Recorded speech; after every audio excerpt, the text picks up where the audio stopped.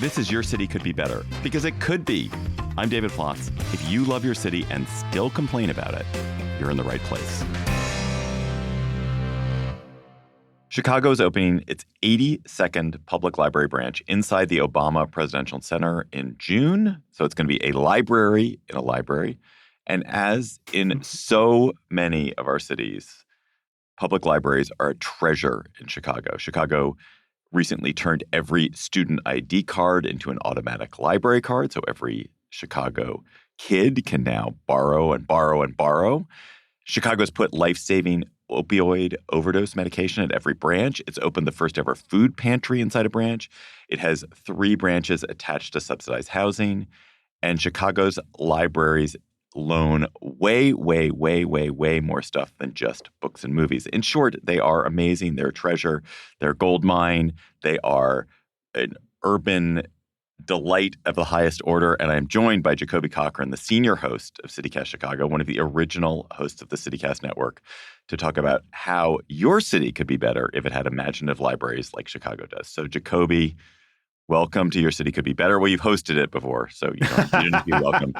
No, I'm excited to be back on the guest side of things. And, I'm so glad you all wanted to talk about libraries. This is quickly become one of my favorite Chicago resources to brag about. Well, let's start with your particular relationship to libraries. So you are engaged in a quest, a wonderful quest, which is that you're visiting every single library in Chicago. What gave you that idea? How's it going? How many are you at? All right, so I have to spread the credit around a little bit. I'm going to start with our colleague, Ali Vallarta out in Salt Lake City, who over the last few years has visited every park and bar in Salt Lake County.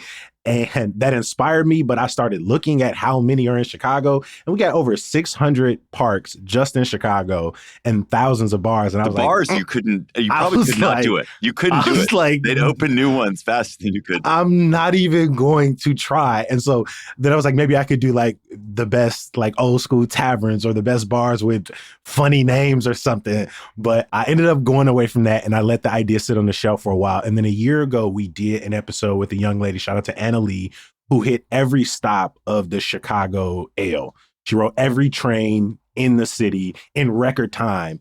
And that got me back to thinking, what is something that would take me across the city like I was on the Ale, would give me a finite number to actually hit, though it's not in the hundreds like out in Salt Lake. And there have been a few people in Chicago who have started this process. Shout out to one of our longtime listeners, Viral. And so I picked the library, and ever since, I've now done, I want to say 60 of them. I've gotten to learn more about what's available at each branch. I've gotten to return to my childhood branch, and it's allowed me to tour Chicago with like new eyes.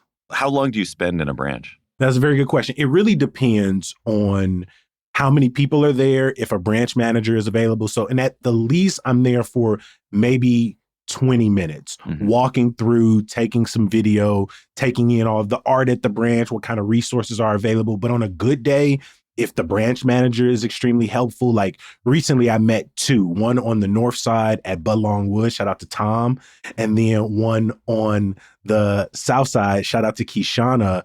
And both of them walked me through their reading gardens, let me see some of the art that might have been tucked away in the branch. Tom showed me a plant that he got from his mom that was in the branch.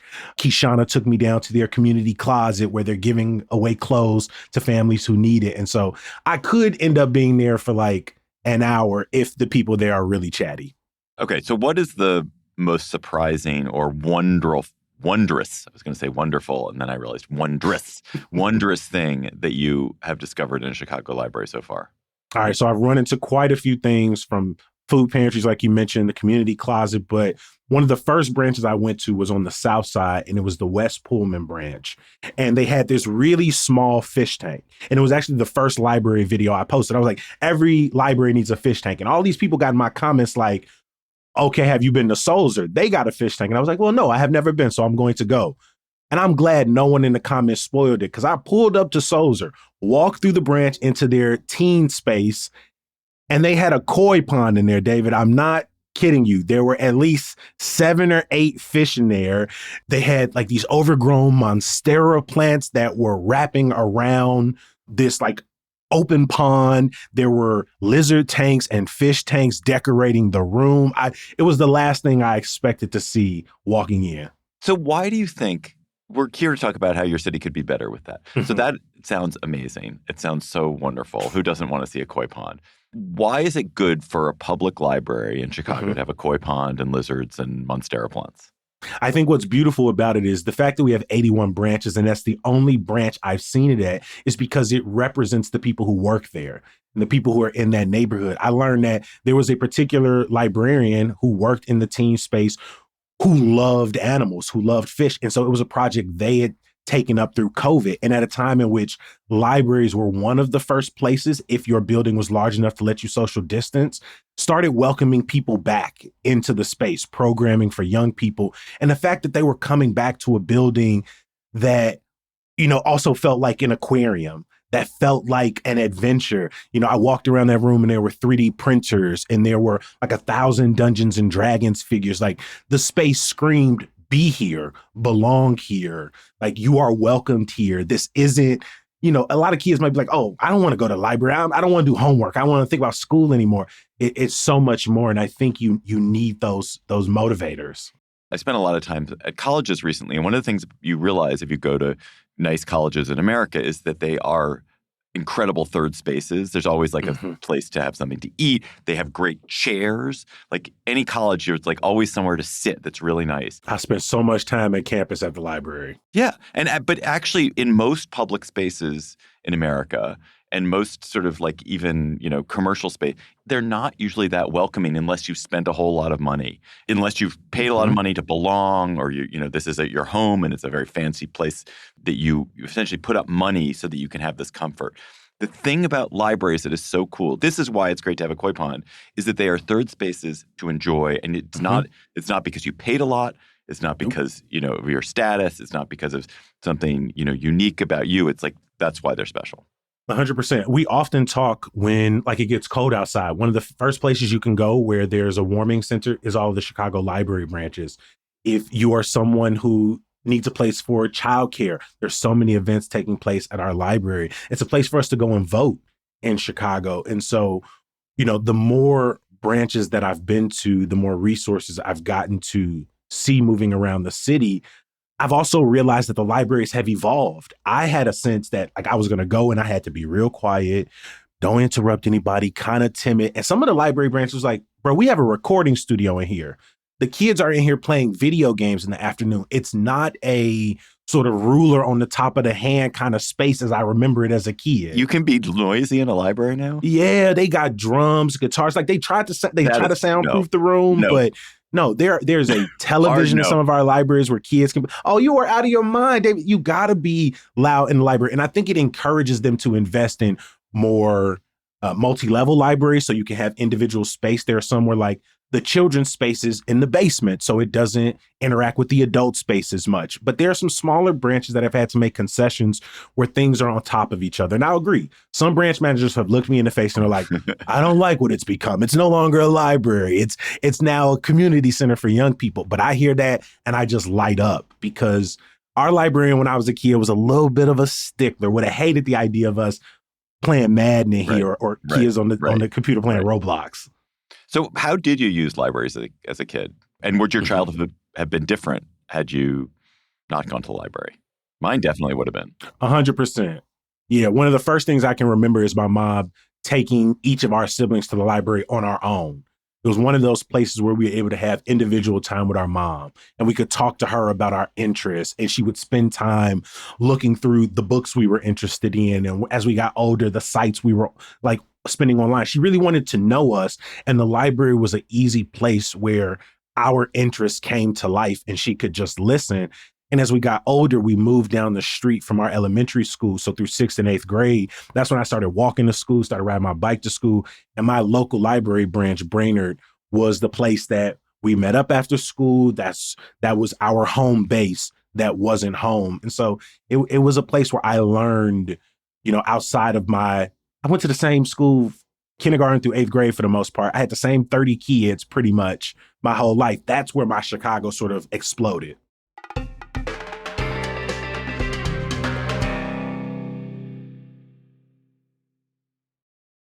All right, let's go to how Chicago libraries are reimagining. You've already touched on it a little bit, but what are some of the things that are not books that can be borrowed or taken from Chicago libraries? I love this. Some of our branches have what's called a library of things. And so I wrote down some of my favorite. You can rent, if it's available, a popcorn machine, a karaoke machine with mics and speakers, one of those bounty hunter treasure detectors on the beach. We got those. We got plenty of binoculars for bird watching. You can get a sous vide, like a sous vide wand, a pasta maker, guitars, jumper cables. I just had to help my brother jump his car a couple of weeks ago. And he called me like, where can I get some jumper cables? I was like, the library. A radon detector, sewing machine, cornhole game. Like the list goes on and on. And pots and pans, a cake pan. It's no longer just in service of books and physical media. There's also this desire to be a part of people's daily lives. One of the things you mentioned is that Chicago has now turned student IDs into library cards. What's the benefit of that?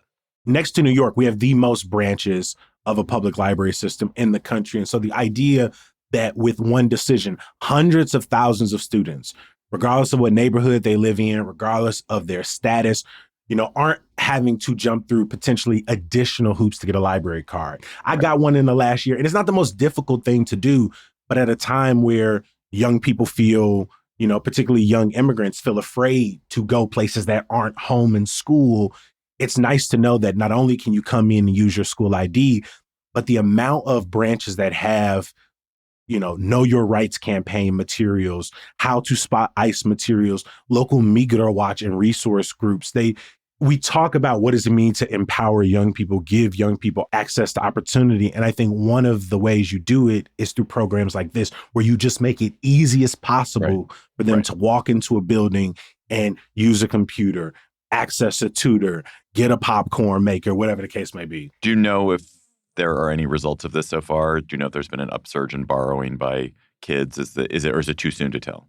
So this actually was birthed out of a pilot program that launched in 2022. It was only in a few of our neighborhoods. And they said since then, there's been a 63% increase in library access among economically disadvantaged students and 81% amongst English language learners. And so simply by giving students the knowledge that their student ID is going to work this way, more people have felt comfortable coming into the library. Over the last year I've been doing this, the more branches I've gone to, I've seen more young people taking advantage of the computers. I've seen young people in there working on science projects, young people in there writing music, young people for whom English isn't their first language, going through a tutoring session. And I think at a time, especially in Chicago, where you can open up any newspaper and someone's talking about a teen trend, the trends show that teens are interested in what the library has to offer if it's made available and maybe sometimes a little cool.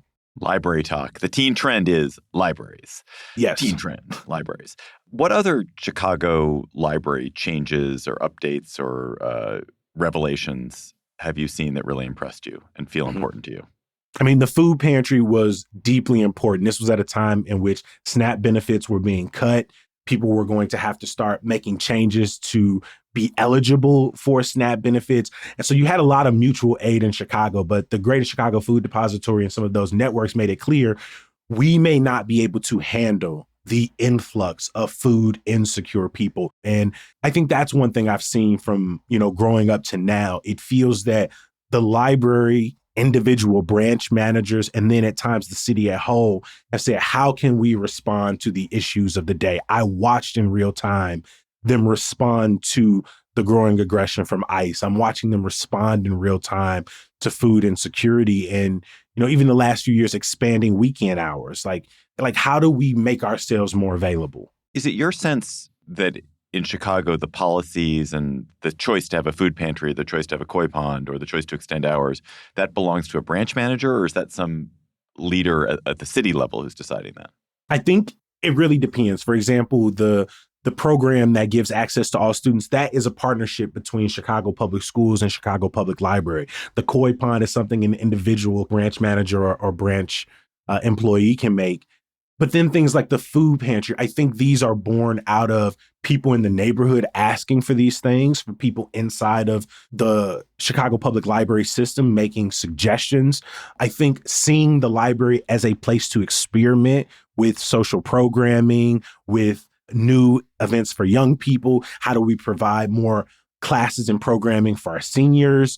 But the fight isn't always smooth. You know, one thing I've learned about, for example, public housing in the city of Chicago that's attached to branches is that the neighborhood didn't always, you know, open up for that. But in the years since those branches have opened up, they've become, you know, for a lot of the branch managers that I talk to, they're like, well, yeah, we have housing here now. It's not a thing that is overly focused on, but it's not a thing that people are turning out to oppose. So some of these programs haven't always been welcomed with open arms, but I'm so glad that we're still trying them. So one of my favorite changes in DC libraries, or one of my favorite qualities in the DC public libraries, is weekend and evening hours. Mm-hmm. My own library usage is really concentrated in weekend and evening hours. And it's so much easier for me. You know, if I'm out running an errand on a Sunday, I can just like swing by the library and pick up a book or just check something out. Is that something that you guys have in Chicago? Yeah, and I honestly want more of it. This is one of those places that I have to check my privilege. It's kind of like when we talk about public transit and we talk bad on Chicago public transit. People are like, what are you talking about? Y'all got all of them trains. Y'all got so much available to you. Why? How could you complain? And it feels the same with the library, because as I've been posting some of these branch hours, people are like, oh, I'm so envious.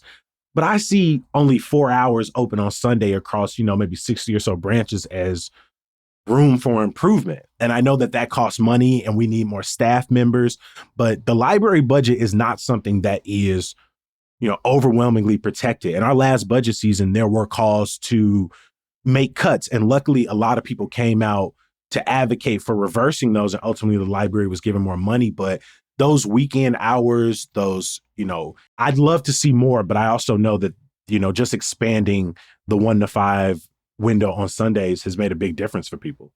So in my hometown of Washington, they've built a bunch of new libraries in the past decade, and the head of the DC Public Library system has done a great job of like really evangelizing libraries, and he's renovated or built some really wonderful buildings. And there are a couple of libraries down in southeastern DC that are they're spectacular. They're so spectacular that people will literally take sort of field trips just to go see these libraries. They're stunning buildings.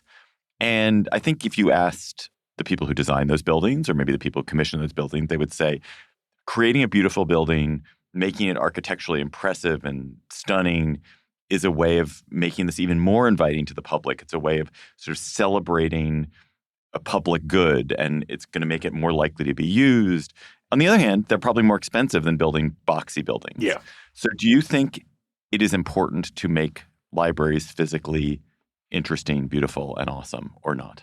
I'll be honest, one of the things that motivated me to start this was I think libraries are aesthetically beautiful. Yeah. Like across the city of Chicago. One of the oldest branches is Blackstone at Hyde Park, and I used to live down the street from it. And it is this Athenian temple. It is gorgeous and it stands out. And I've also visited some branches that have opened in the last 7 years, these like glass masterpieces. And the excitement the building gives me to walk in is undeniable. At the same time on this journey, you hear 81 branches and you think, oh, well, Chicago has 77 community areas. That means at least there's one in every one of those community areas. And well, no, 8 of them don't have one. And there are neighborhoods that are still fighting for a permanent location, while some really beautiful buildings are planned in to replace branches in Woodlawn or added in Humboldt Park that would have this subsidized housing component. And so it tears me, because on the one hand, I want to spread the wealth around. If you've got millions of dollars in capital funds that can go to one building, well, how many buildings can we get for that money? But I don't want to shortchange a library. You know, 3 of the more recent buildings that we've had in Little Italy and the Northtown and Independence branch, these were all a part of the public housing partnership with Chicago Public Library. And these buildings are gorgeous. I'd want to live there. I want to visit that branch. And so at the end of the day, I think libraries should be beautiful. I think they should be like iconic symbols of the neighborhood. I think the neighborhood should have a say in what they look like, but you can't divorce the fact that, you know, if you're going to give millions of dollars to one, while other branches are sort of still small and still trying to hustle to modernize, it begs the question if we're making the smartest investment. I mean, it's just a really tough question because I think if you look at human history, one of the seven wonders of the ancient world is literally a library. And they're true cathedrals. If you think of a cathedral as a place of religious worship, these are cathedrals of learning, great libraries. And I think it's really important to have monuments. It makes you feel like the world is greater and the human imagination is extraordinary and what a celebration of this value of learning and of knowledge and of community it is. And that the beauty and awe-inspiringness of that building contributes to it. But we also live in a world of limited resources and you have to balance it. I think it's a fascinating question. I'm obsessed with the Chicago architecture tours. And one thing you'll always hear, regardless of who your docent is, like the story of Chicago can be told in our buildings. And because we have branches that have been around from the late 1800s till now, the story of Chicago can be told in our library branches as much as they can be told in our evolving skylines. And I think what a library says about your priorities as a society, what the resources inside say about what you believe your, residents and neighbors should have access to.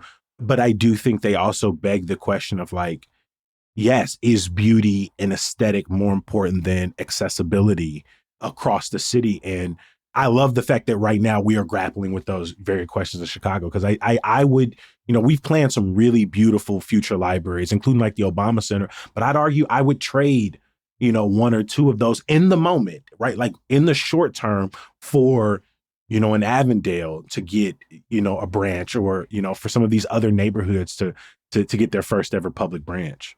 Well, that's a good way to take us to our next to last question, which is, are there any library ideas that have not yet taken root that you hope would take root in Chicago that would make your libraries even better?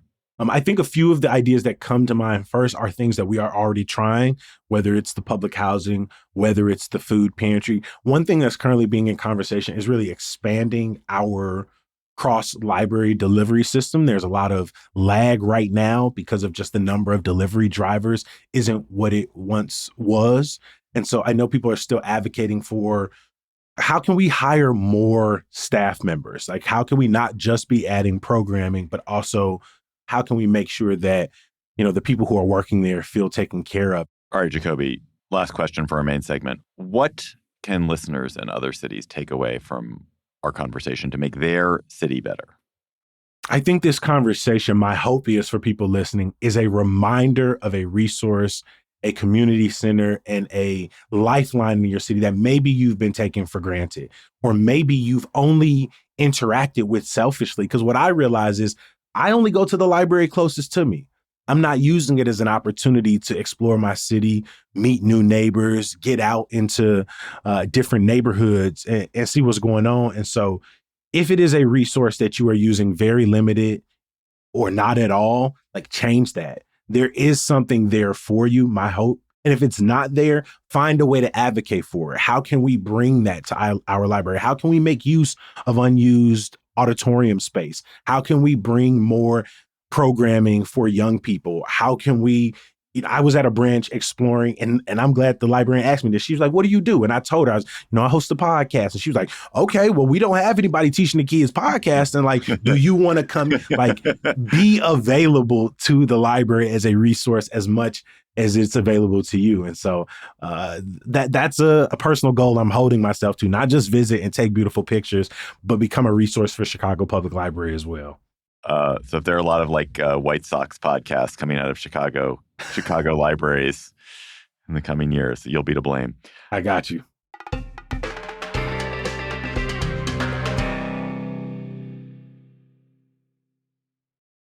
Let's go to our word on the street segment, Jacoby, our second segment. Your Chicago Bears. I don't know if they're your Chicago Bears. They are. Yes, they are. They are mine. They are mine, especially at this moment. They've been mine my whole life, but they've been okay. Right now, we're doing pretty damn good. So they are threatening to move to a far suburb of your city, or possibly even all the way over the state line into Hammond, Indiana, which is, I guess, a distant suburb of Chicago in some fashion. In some respects. So the question I have for you is, should a team be allowed to keep the name Chicago Bears if they are not in Chicago? At what point would you stop feeling any loyalty to a Bears team? I was just doing a little Google mapping, and Hammond is not that much further from Indianapolis than it is from northwestern Chicago suburbs. So if you're in a northwestern Chicago suburb and you're trying to get to Hammond, Indiana to go to a game, it's not that much closer than if you lived in Indianapolis, which is the capital of a whole other state. Mm-hmm. And so maybe should they be called the Indiana Bears if they move to Hammond? Hell no. Because I want to be clear. Hammond I could throw a rock from Chicago and hit Hammond. Like, very easily. We share bodies of water. We share streets. People go there for cheap gas, cheap cigarettes, and during this time of the year, cheap fireworks all the time. It's illegal to sell fireworks, like good fireworks, in Chicago and in Illinois. So we in Northwest Indiana all the time. And to be honest, we like to sometimes claim the Jackson 5. I know they're from Gary, but we like to remind people they came up to Chicago and some of their bigger performances took place here and not there. And so I've gone on record in saying this entire process has been headache inducing. And I understand it from all sides. The Bears want to own their stadium. They obviously want to play the leverage game to get as much public money as possible. And so I'm not surprised that we're at this point. Two, I think the team, as long as they are within reasonable distance to the city proper, especially given all the other teams that have moved away across the country, I don't think we should hold ourselves to that bar. Chicago has all of our teams at this moment in the city proper, and we take a lot of pride in that. But I do think if you are hop, skip, and a jump away from the city, you keep the name. Because at the end of the day, there's 100+ years of history in that name. And so it would take quite some time for Arlington Heights or Hammond to do enough work to be deserving of passing that name over. And so again, on some days, I don't care where they go, because if they go to Hammond, it's 9 minutes from my mom's house. I don't mind making that trip. But I think we get to keep the name as long as we don't move to, Jacksonville down the road, or Austin, Texas, or Sacramento. Like, then obviously. But Hammond, Arlington Heights, the name is still Chicago. The name is still Chicago regardless. I mean, there were those New York teams that played in New Jersey. In fact, may still play. I think the Giants still play in New Jersey. Yeah, the Giants and the Jets is both in New Jersey. Again, I don't pretend to understand the relationship between New York City and New Jersey. I know they got like a little freaky thing going on over there where they love and hate each other at the same time. Chicago doesn't pretend to love Northwest Indiana or pretend to love Arlington Heights. And so we really got beef with both. But I think at this point, a lot of fans will agree the trip to and out of Soldier Field right now as an experience point does need to change. And I wish it would change there, but it doesn't look like it's going to happen. Jacoby Cochran, host of CityCast Chicago, thanks for coming on Your City Could Be Better. You should listen to Jacoby every weekday on CityCast Chicago. 5 years and running. I appreciate you making time for me.